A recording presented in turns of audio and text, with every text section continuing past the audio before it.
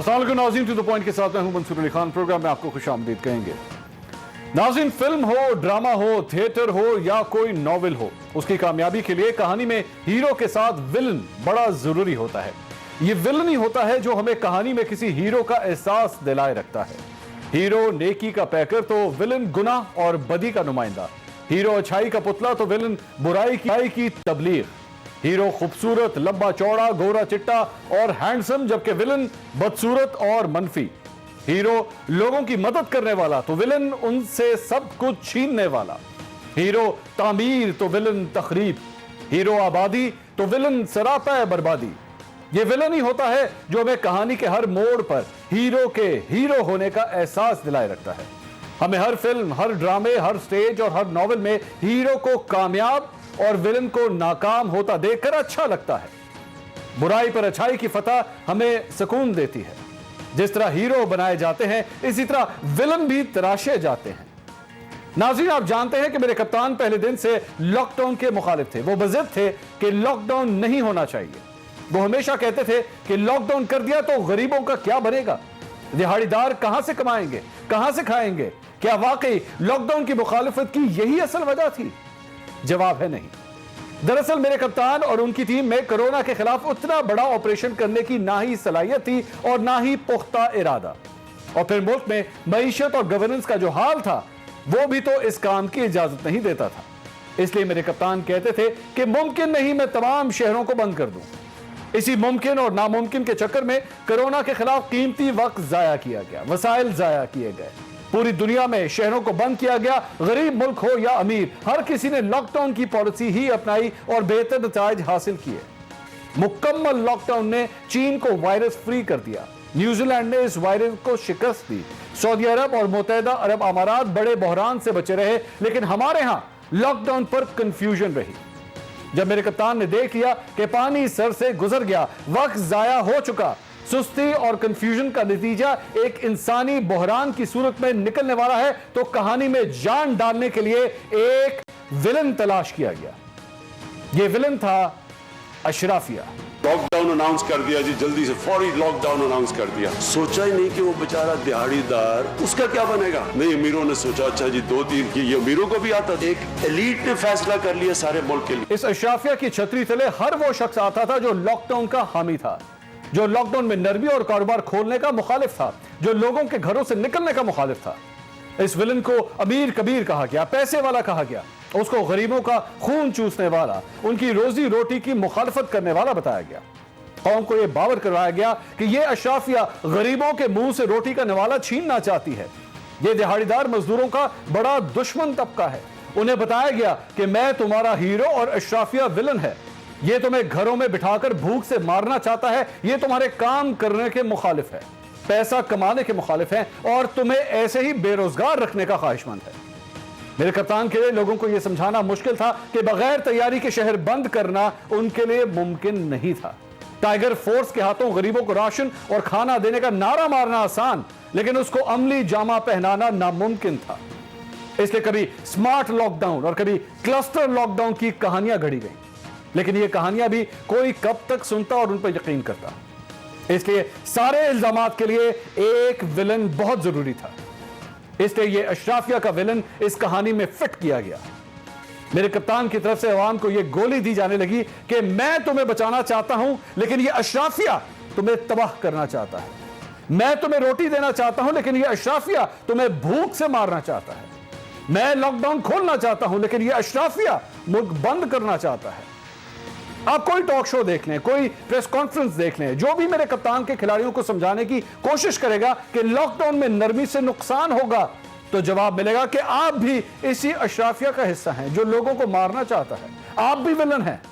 मेरे कप्तान अशराफिया की छतरी में यह भी भूल जाते हैं कि लॉकडाउन की मुखालफत करने वालों में वो डॉक्टर्स भी आते हैं जिनको किसी भी सियासत से ज्यादा अपने मरीजों की जान बचाने की फिक्र है। असल अशराफिया कौन है और यह अशराफिया हीरो है या विलन, यह फैसला हम अवाम पर छोड़ते हैं। तो नाज़रीन, इस सिलसिले में कौमी असम्बली और सेनेट के अंदर तो इजलास जारी थे, वहाँ पे भी सवालात का ये सिलसिला जारी रहा। और अशराफिया का जो ये लफ्ज़ है आज कौमी असेंबली के फ्लोर के ऊपर भी डिस्कस किया गया। शाहिद खान अब्बासी साहब ने आज एक धुआंधार तकरीर की और उस तकरीर के अंदर एक बड़ा बेसिक सा उन्होंने सवाल किया कि मुझे सिर्फ ये बता दिया जाए कि कोरोना वायरस को ख़त्म करने का आखिर हुकूमत ने क्या तरीका ढूंढा है, ये ख़त्म होगा किस तरह आखिर। उनकी तकरीर की चंद झलकियां हमारे पास मौजूद हैं, आप देखिए, फिर मैं अपने पैनलिस्ट का इंट्रोडक्शन कराता हूँ। बताया कि अशरफिया ने लॉकडाउन कर दिया। ये अशरफिया कौन है जिसे लॉकडाउन कर दिया? आपकी स्ट्रेटेजी क्या है? प्राइम मिनिस्टर कुछ कहता है, वजीर कुछ कहते हैं, होता कुछ और है। काबीना का फैसला दिखाएं कि उन्होंने फैसला किया कि मुल्क में लॉकडाउन होगा। पंजाब काबीना के हैं, सिंध के हैं, केपी के हैं, बलूचिस्तान के हैं। पाक का फैसला दिखा दें। पाकिस्तान 70% इलाके में कभी लॉकडाउन हुआ ही नहीं। कौन आदमी है जो लीड कर रहा है? कौन आदमी जिम्मेवार है? एक दूसरे की बात सुन ले अपोजिशन क्या कह रही है। आपके सिस्टेमिक इशूज है, हुकूमत नहीं चल रही आपसे।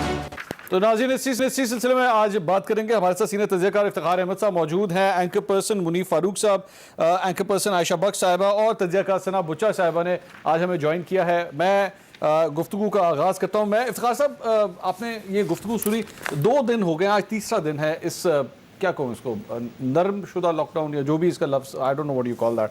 लेकिन अब क्या होगा? कोरोना वायरस अब इस तरह ख़त्म हो जाएगा, आहिस्ता आहिस्ता एरेडिकेट होना शुरू हो जाएगा? आपको पता है कि क्या पॉलिसी है हुकूमत की? किस तरह बड़ी क्लियर कट पॉलिसी थी। जब कहा गया कि 4000 लोग एक्सीडेंट्स में मरते हैं, तो अगर आपको पॉलिसी समझ नहीं आई तो आपकी गलती है। अच्छा, उन्होंने तो आपसे नहीं छुपाया, उन्होंने कंपैरिजन दे दिया। ठीक। तो मेरा ख्याल है इतने प्लस कुछ और शामिल कर लें। अच्छा, तो वो कहते हैं कि कोई फ़र्क नहीं पड़ता, इंसानों के मरने से कोई फ़र्क नहीं पड़ता। नहीं, ये तो उन्होंने कहा। नहीं, उन्होंने Exactly ये तो उन्होंने क्या कहा? देखो गलत, देखिए, if you want to defend them the word चुनो। मेरा सवाल है कि उसने कहा कि 4000 लोग एक्सीडेंट में मर जाते हैं। हाँ, क्या कह रहे थे वो? ये कह रहे थे कि इसकी वजह से सड़कें तो नहीं बंद कर सकते। हाँ, अच्छा। और उन्होंने कहा कि अगर उसकी वजह से सड़कें बंद नहीं हो सकती तो रोजगार की खातर अब ये जो मौत आ रही है, हम बंद तो नहीं कर सकते लोगों का रोजगार। अब उन्हें तादाद आपको नहीं बताई। You have a very valid point कि उन्होंने 4000 के से ज्यादा की या कम की तादाद नहीं बताई, इंडिकेशन दी। अच्छा, तो अब मरने दो, यही काम कर सकते हैं। और ये सवाल जो शाहिद खान अब्बासी ने 4 क्वेश्चंस किए हैं, इन 4 सवालों का जवाब इस छोड़ दो को सवाल शाहिद खान अब्बासी नाम के एमएनए ने किए हैं। अच्छा, वो मेरे सवाल है। मुझे बताया जाए कि लॉकडाउन कहाँ है, कैसे है, किधर है। एसओपीज की बात की गई, आपने की, मैंने नहीं की। प्राइम मिनिस्टर ऑफ पाकिस्तान ने की, पूरी काबीना ने की। ठीक, एसओपी जारी किए गए और कहा गया कि जो एसओपी को वायलेट करेगा हम उसको दुकान नहीं खोलने देंगे। कहा गया कितनी दुकानें बंद की गई जी उस एसओपी की वायलेशन पे? 1। और दूसरी, उस एसओपी पर अमल दरामद कराने की रेगुलेटरी अथॉरिटी कौन सी थी? किसके पास वो अथॉरिटी थी कि उन एसओपीज पे अमल करवाता? मेरा इस पे सवाल ये है कि ये जो एसओपी का जो भी आपने क्रिएशन की है, मैंने नहीं क्रिएशन की। नहीं, मेरा कहने का मतलब हुकूमत है। आपने बेसिकली कहा कि जनाब ऐप है ये एसओपी, ये आपने फॉलो करना है और फिर सत्य खैराना। नहीं, एसओपी पे किसने अमल कराना था? मेरा पॉइंट ये नहीं, मेरा पॉइंट ये है कि आप बेसिकली ये एसओपी का तरीकाकार बना के ये सिलसिला ही गलत है। ये बिल्कुल उस तरह है, ये बिल्कुल उस तरह। मैं एक छोटी सी एग्जांपल दे देता हूं कि जी लाहौर शहर के अंदर मिसाल के तौर पे 4000 बैंकों की ब्रांचें होंगी, ठीक है। आप उन बैंकों की ब्रांचों को कहते हैं जनाब आज से ना अपने रात को 9 बजे के बाद अपने बैंकों पे ताले नहीं लगाने।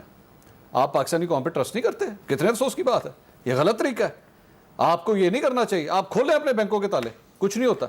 ये नहीं कहा और गया। उसके एसओपी में ये नहीं कहा गया। मैं वही कह रहा हूं, एसओपी में ये नहीं कहा गया कि हम आवाम पर ट्रस्ट करते हैं, इसके बावजूद एसओपी दे रहे हैं। उन्होंने कहा कि जो लोग आवाम या दुकानदार इस सहूलत का नाजायज फायदा उठाएंगे, जो सोशल डिस्टेंसिंग है वो नहीं करेंगे, हम उनको लॉक कर देंगे। और आज कराची में हुआ, आप ज़ैनब मार्केट पूरी बंद कर देंगे। ठीक है, they have sealed that market. देखें, एक बात मेरे दोस्त देखना, लॉकडाउन के बारे में 2 स्कूल ऑफ थॉट हैं। एक स्कूल ऑफ थॉट इनका अशराफिया का।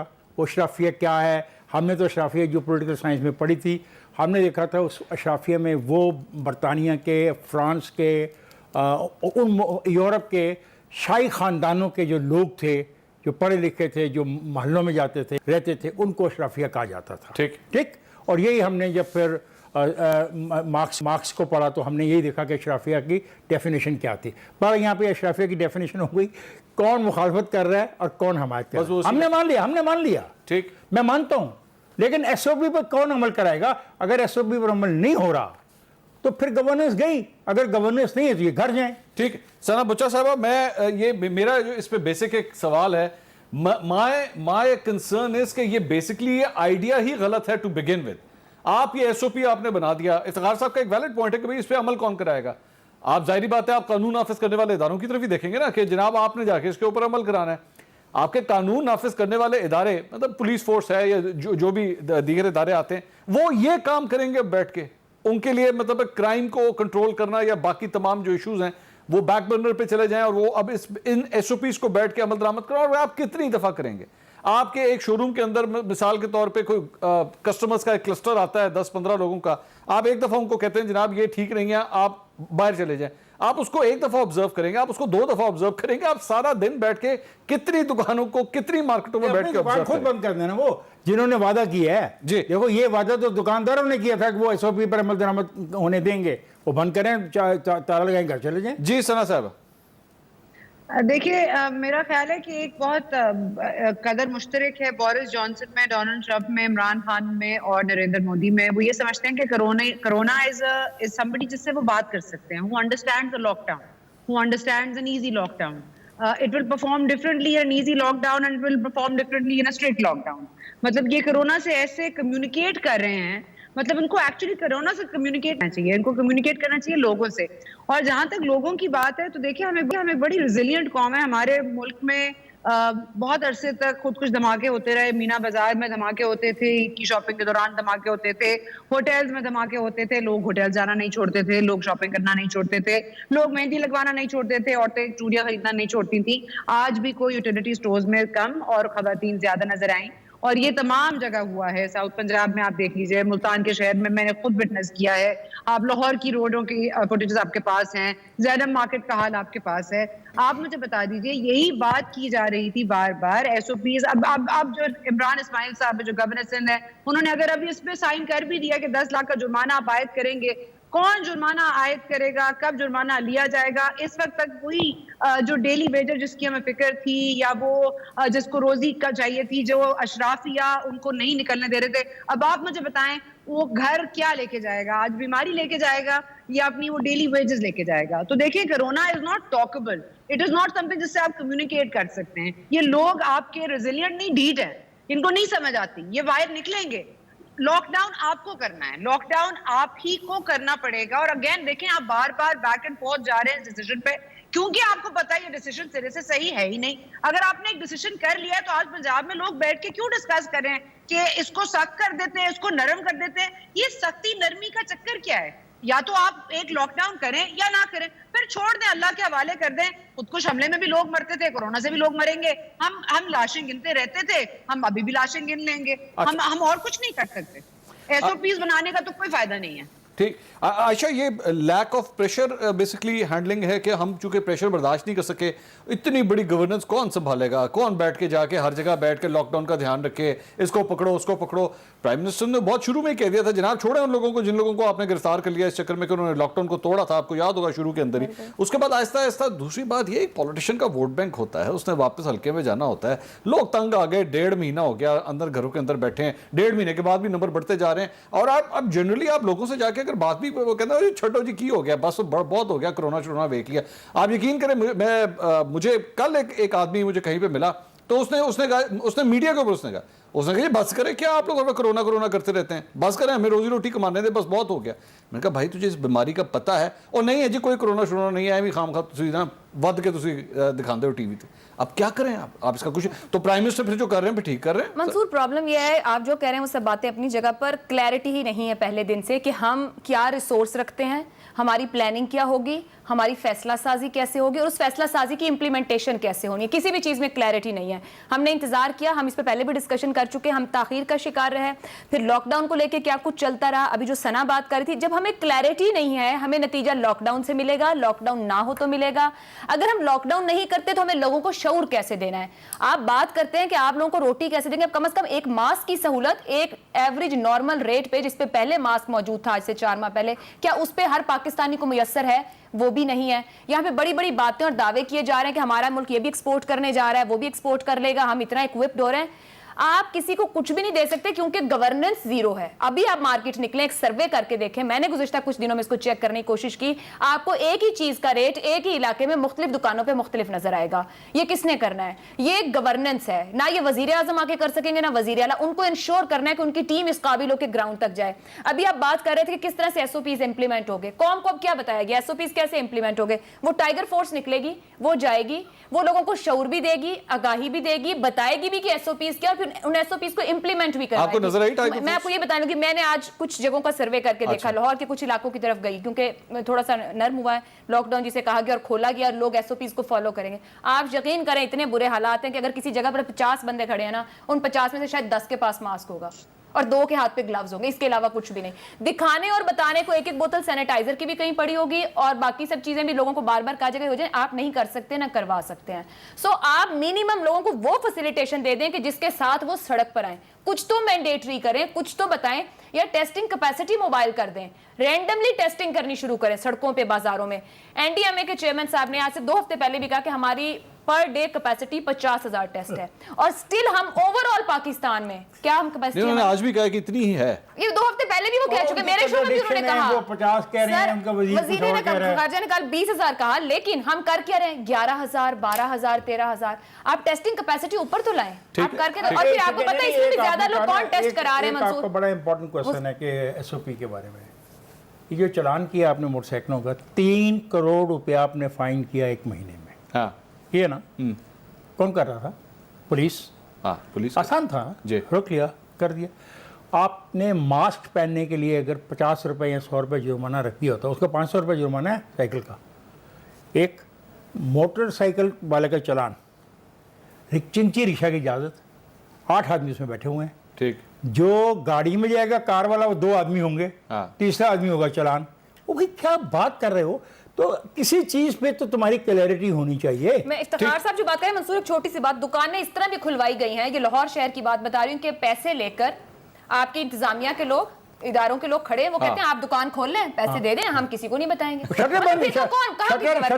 शटरों के अंदर कारोबार हुआ है, कौन करवा रहा है? लॉकडाउन में। मुनीब ये बताइए, मैं ये चलिए, ये तो गवर्नेंस की बात होगी ना, तो फिर क्या बात है? हम लोग क्या बात है? नहीं question governance is the thing. मैं अब सर हुकूमत मेन गवर्नेंस है, मेरी वो जो ओपनिंग थी मैं उसके अंदर बात कर रहा था कि एक विलन क्रिएट किया गया सारे मामले को। हम हैं विलन जो ये मुतालबा कर रहे हैं। वो हर वो शख्सियत है जिस तरह वो एक दफा वो जब 9/11 का वाकया हुआ था तो अमेरिका की जानिब से एक मैसेज आया था ना, आर यू विद अस और आर यू अगेंस्ट अस। तो अगर आप पाकिस्तान तहरीक इंसाफ की पॉलिटिक्स देखें तो वो सिंपली यही है, आप हमारे या तो साथ हैं, और अगर आप हमारे साथ नहीं हैं तो फिर आप करप्ट हैं, आप 2 नंबर हैं, आप चोर हैं, आप डाकू हैं, लुटेरे हैं, ये सारी बातें आ जाती हैं उसके बाद।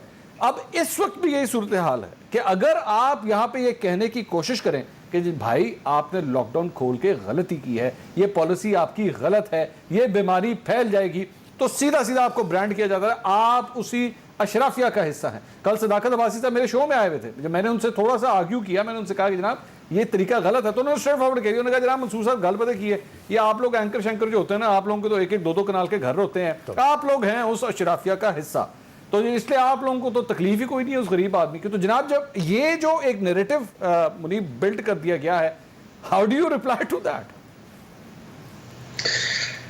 बिस्मिल्लाहिर्रहमानिर्रहीम, बहुत शुक्रिया। देखिए मंसूर, मैं नहीं समझता कि आप उसको इवन रिस्पॉन्ड कर सकते हैं या इसके अंदर कोई लॉजिकली कोई बात कर सकते हैं। ये बात दुरुस्त है, अभी सना फरमा रही थी कि कोरोना ऐसी चीज नहीं है यू कैन टॉक टू, वो बात बड़ी दुरुस्त है अपने लिहाज से। और ये जो शराफिया की बात की गई थी प्राइम मिनिस्टर की जानिब से, आई डोंट नो, ये भी मतलब कई दफा चीजें होती हैं, या शायद हम पे रमजान का असर कम से कम मेरे पे है कि a lot of things that are being said in the day time they go over my head. मुझे खुद समझ नहीं आती यार ये कर दी है तो क्यों की है, मतलब आप उनके पीछे कोई लॉजिक या रीजनिंग समझ नहीं आ रही होती। अब बात ये है, अब आज ही असेंबली के अंदर अगर आप कार्रवाई देख रहे हैं, शायद खान भाई साहब ने तो चलो स्पीच कर ली ना, लेकिन उसके बाद कई स्पीच की गई। एक मिनिस्टर साहब आप फरमा रही हैं जो मौसम का इधर उधर मामलात भी उनको देखती हैं, तो उन्होंने कहा जी जो मेजॉरिटी ऑफ पाकिस्तान है वो इमरान खान के जो फैसले हैं उनके साथ खड़ा है और जिस तरह वो टैकल कर रहे हैं कोविड-19 को। अब मैं एकदम शायद उस वक्त थोड़ा दिमाग चल रहा था मेरे दिन में है भी ये कहां से बैरोमीटर निकाल लिया आपने कि मेजॉरिटी ऑफ पाकिस्तान जो है वो इमरान खान साहब को फेवर कर रहा है कि आप बड़ा ठीक फैसला कर रहे हैं। देखिए ये थोड़ा सा इसमें ह्यूमन नेचर भी है, मैं और पार्टली उसका भी उसका अगर रेशो होगा, लेकिन ज्यादातर हमारा कौम का भी हमारा भी कसूर है कि हम ना तो कभी डिसिप्लिन थे, खुदा न खास्ता हमारे अंदर ऐसी कोई करेक्टरिस्टिक नहीं है कि हम कोई रीजनिंग की बात सुने या हम लॉजिक की बात सुने। हमने बदतमीजी से बाहर निकलना है और सब कुछ करना है जिससे हमें मना किया गया है। अब मसला यहाँ पर यह है कि किसी ने सुननी तो बात है नहीं, तो फिर रिस्पॉन्सिबिलिटी किसकी हो जाती है? रिस्पॉन्सिबिलिटी है हुकूमत की। हुकूमत कहती है जी हमारे पे बहुत प्रेशर था, बस जी ये ताजर बाहर निकलने लगे थे, लोगों ने सड़कों पे आ जाना था, मारधाड़ होनी थी, हमारे ऊपर बहुत प्रेशर था इसलिए बाहर निकाल दिया। अब अगर आप ग्राफ देखें जो रिसेंटली अभी थोड़ी देर पहले मैं भी देख रहा था कि एक बड़ा there is a sudden rise पिछले 2-3 दिनों में I want you to complete this। मैं जरा जल्दी से एक ब्रेक, उसके बाद मैं चाहूंगा कि आप अपनी जरा तफसील से बात कीजिएगा क्योंकि बड़ी इंटरेस्टिंग बात है। और वाकई पिछले 3 दिन के अंदर जो हमने स्पाइक्स देखे हैं, कल की तारीख में 2255 केसेस रिपोर्ट हुए हैं जो अब तक रिकॉर्ड है। एक दिन के अंदर इतने ज्यादा केसेस अभी तक रिपोर्ट नहीं हुए थे। ये तीसरा दिन है आज जिसके अंदर हम मौजूद हैं इस सॉफ्ट लॉकडाउन के। इस पर भी बात करनी है। इसके साथ साथ शहबाज शरीफ साहब के हवाले से शहजाद अकबर साहब ने आज बड़ी एक धुआंधार प्रेस कॉन्फ्रेंस की है, उस पर भी मजीद बात करते हैं ब्रेक के बाद। स्टे विद अस।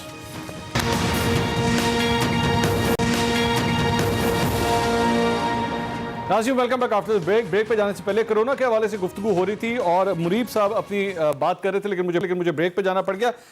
ये मुनीब साहब जरा अपनी बात कंप्लीट कर लें, उसके बाद शहबाज शरीफ साहब के हवाले से जो आज एक बड़ी धुआंधार प्रेस कॉन्फ्रेंस हुई है उस पर जरा डिटेल से बात करेंगे, लेकिन मैं मुनीब साहब के पास जाऊंगा। अच्छा मुनीब, आपने जो अभी थोड़ी देर पहले कहा था ना कि जरताज गुल साहिबा ने आज अपनी तकरीर की और ये कहा कि अवाम की ज़्यादातर तादाद जो है वो प्राइम मिनिस्टर के इस फैसले के साथ है।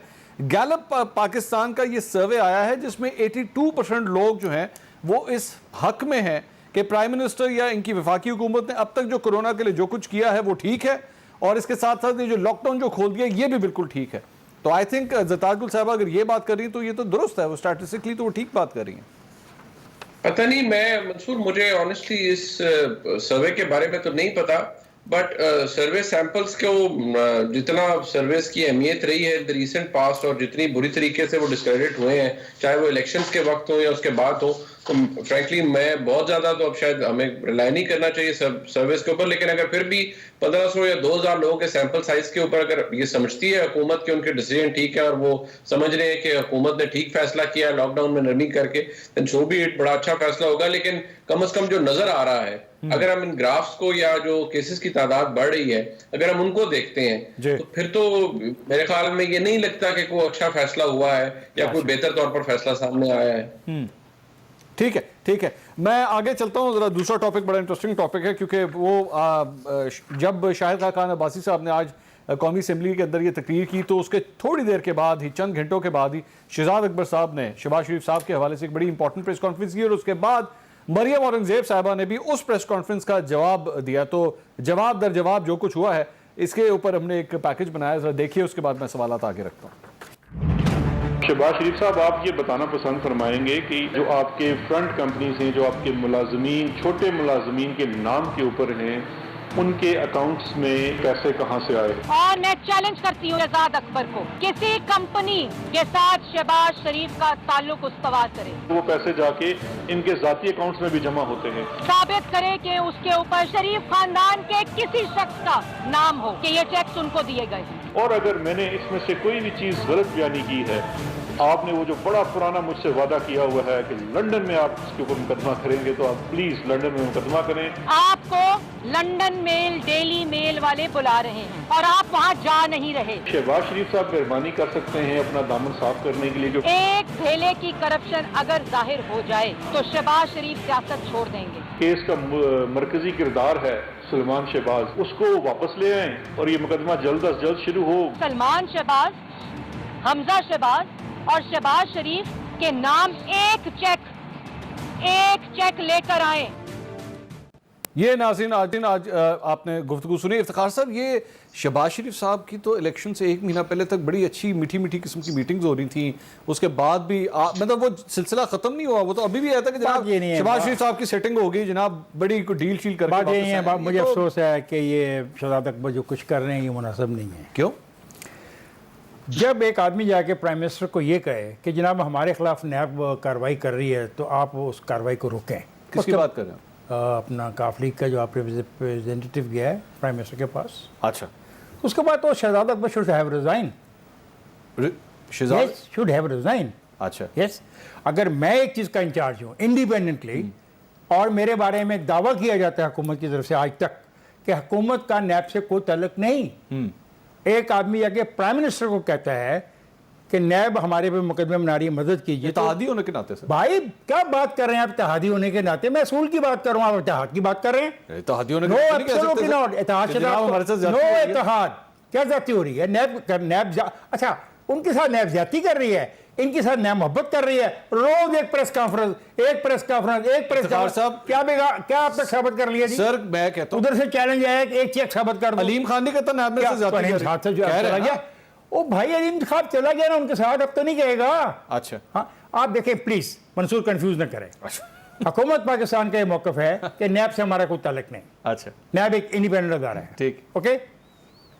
एक आदमी जाके सुन लो, एक आदमी जाके कहता है कि ना मेरी मदद करो। प्राइम मिनिस्टर का बयान अभी तक नहीं आया कि मैंने उसको 2 टोक जवाब दे दिया है कि मैं तुम्हारी मदद नहीं कर सकता, नैब एक इंडिपेंडेंट अदारा है।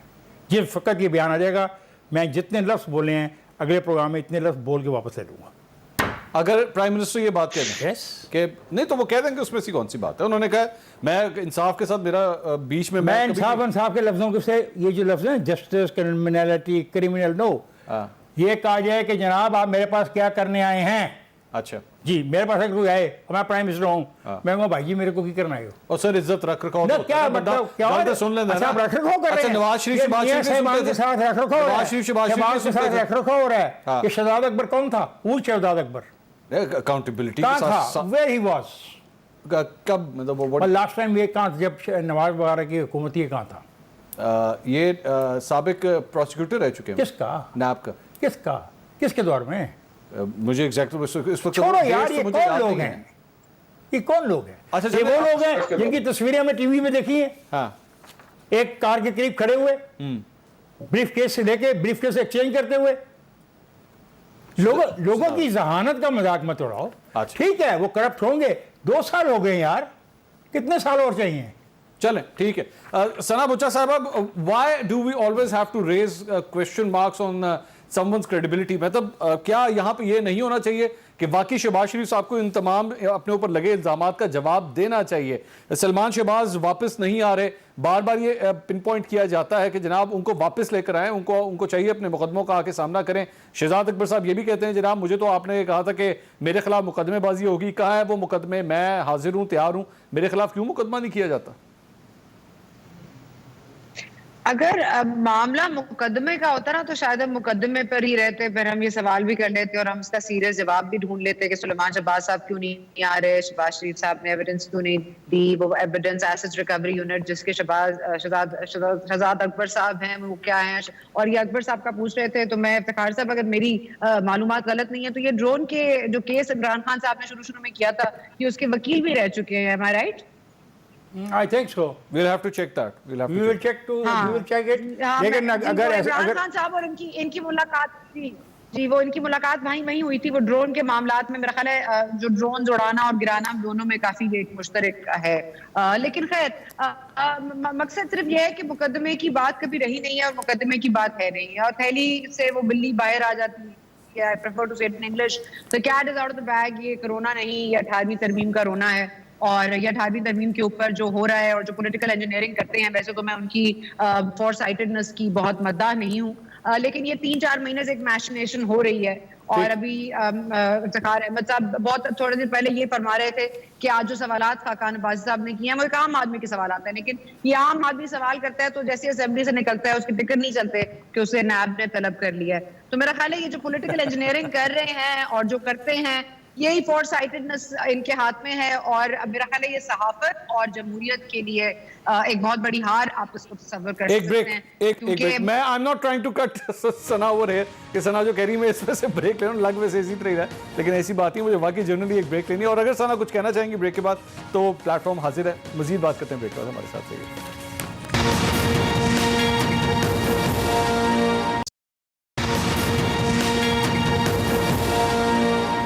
नाज़रीन welcome back after the break. Break से पहले हम बात कर रहे थे कि शहबाज शरीफ साहब के हवाले से आज बड़ी इंपॉर्टेंट शहजाद अकबर साहब ने एक प्रेस कॉन्फ्रेंस की, उसी पे हम बात कर रहे हैं। सना बुच्चा साहब अपनी बात कर रही थी, मुझे ब्रेक पे जाना पड़ गया। Sana, you want to complete what you were saying?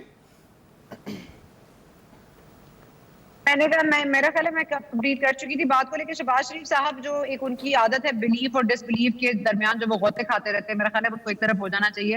उनकी कंफ्यूजन ने उनकी पार्टी को भी काफी डैमेज कर दिया है और उनकी क्रेडिबिलिटी को भी। वो जब डिसबिलीफ में चले जाते हैं, उनको उनकी अपनी फैमिली वैल्यूज दूर रखती हैं वो करने से, जो दूसरे कराना चाहते हैं, तो फिर इसी तरह के केसेस बार बार खुलेंगे। शहजाद अकबर साहब आज एक ट्वीट कर रहे हैं, कल 2 करेंगे, परसों 3 करेंगे, तो he will have to make up his mind कि कहां पे कोवर्जन नहीं करनी। और ठीक, लेकिन हमारे लिए ये नया नॉर्मल बन गया है ना, सहाफत के लिए भी और जमहूरियत के लिए भी, कि force coercion is the new normal. ठीक है। अच्छा मुनीब, ये जो सारी गुफ्तगू हो रही है इसमें हम जर्नलिस्टिकली वी शुड नॉट फॉरगेट कि आखिर जो सवाल पूछे जा रहे हैं, जो आपसे मनी ट्रेल या ये जो आपसे अकाउंट्स के हवाले से जो क्वेश्चन पूछे जा रहे हैं, These are actually very valid questions। ये नहीं है कि ये सिर्फ हवा के अंदर सवाल बनाए हुए हैं। हम क्या कहीं कभी कभार इस तरह तो नहीं कर देते कि जनाब ये बड़ी ज्यादती की जा रही है सियासी लीडर के साथ। नवाज शरीफ साहब के केस के हवाले से भी अगर उठा के देखा जाए तो सवाल तो वैलिड थे कि जनाब मनी ट्रेल आपने देनी है, ऐसी बात नहीं है कि आपने मनी ट्रेल, ठीक है वो आपकी बातें और कि जनाब मेरी टांग खींच दी गई, मेरे साथ ये कर दिया गया, वो कर दिया गया, दैट्स मतलब उसके ऊपर डिबेट हो सकती है, लेकिन सवाल के जवाब तो फिर भी देने पड़ेंगे। जनाब ये इन अकाउंटों के अंदर पैसे आए कहां से हैं? देखिए ये बात दुरुस्त है, ये टांग खींचा गया, टांग खींची गई, इससे पहले या इससे बाद जो भी कुछ होता रहा वो हमारे मुल्क में एक चेकर्ड हिस्ट्री है, there is nothing new about it. लेकिन ये बात मैं एग्री करता हूं और ये बात दुरुस्त है कि देखिए सवाल किसी से भी पूछा जाए ना तो यहाँ पर हमारे यहाँ अनफॉर्चुनेटली जवाब ये आता है जी पहले आप उसको तो देखें ना, पहले सवाल पूछ लें, पहले उससे सवाल पूछ लें भाई अगर आपने मुल्क में हुक्मरानी करनी है, आपने सूबों के हुक्मरानी करनी है, आपने मुल्क के वज़ीर आज़म बनना है, तो फिर आप हैं आप जो भी कारोबार कर रहे हैं, कारोबार करने में ममानियत नहीं है, आपकी बच्चों का सियासत में आने पर कोई ममानियत नहीं है, लेकिन आपको ये बताना आपका फर्ज है आपके वोटर को, even to your own political parties, even the people who are working for you, उनको भी ये जानने का हक है कि भाई हमारे जो पार्टी लीडरान है, पार्टी के मुनीब साहब की आवाज़ जो है वो सही तरह नहीं आ रही। आयशा, मुझे एक और बड़ी आज हैरानगी हुई कि शहजाद अकबर जो प्रेस कॉन्फ्रेंस की उसके जवाब में जो प्रेस कॉन्फ्रेंस हुई उसमें मरियम औरंगजेब साहबा खड़ी हुई थी और तारड़ साहब खड़े हुए थे। मेरा सवाल बार बार ये है कि जब पार्टी के लीडर के साथ कोई उसके मतलब करप्शन के एलिगेशंस रखते हैं, कुछ भी होते हैं, ये पार्टी के तर्जुमान किस चक्कर में आ जाते हैं आके जवाब देने के लिए? उनकी पूरी फैमिली या उनके बिजनेस ट्रिप्स उनको आके जवाब नहीं देने चाहिए? मंसूर आप बिल्कुल ठीक कह रहे हैं। ये हमने गुज़िश्ता 5 साल करीबन हो चुके होंगे जब नून लीग की भी हुकूमत थी, पनामा केस भी पूरा गुजरा, आपने देखा होगा अगर एक मामला एक सियासतदान पे आ रहा है तो दूसरा जो अपोनेंट है उसकी जमात के लोग बैठ जाते हैं। आपको तो इमरान खान साहब भी याद होंगे कि आप उनको रिस्पॉन्स करना शुरू कर देते। मतलब ये सियासत अवाम की सियासत नहीं है, ये इदारों के पास जाने चाहिए मामला जिसके लीगल मामला चाहूंगा उसके बाद आप बात करें। नाज़रीन जल्दी से ब्रेक लेते हैं, आयशा की बात कंप्लीट करने का उनको मौका देते हैं, हमारे साथ रहिए।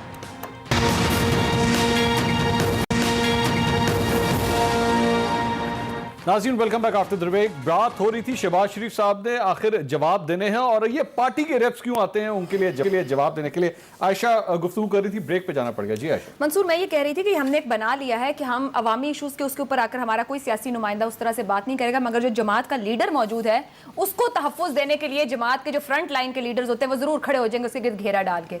यही सूरत हाल आप पार्लियामान में भी देखें, कोई पब्लिक इशू नहीं आएगा, उस पर बात नहीं होगी। वज़ीर आज़म इमरान खान को अगर अपोजिशन कोई बात करेगी तो PTI के लोग फौरी तौर पर साथ इकट्ठे हो जाए, वो काफी अपनी हिफाजत करने को।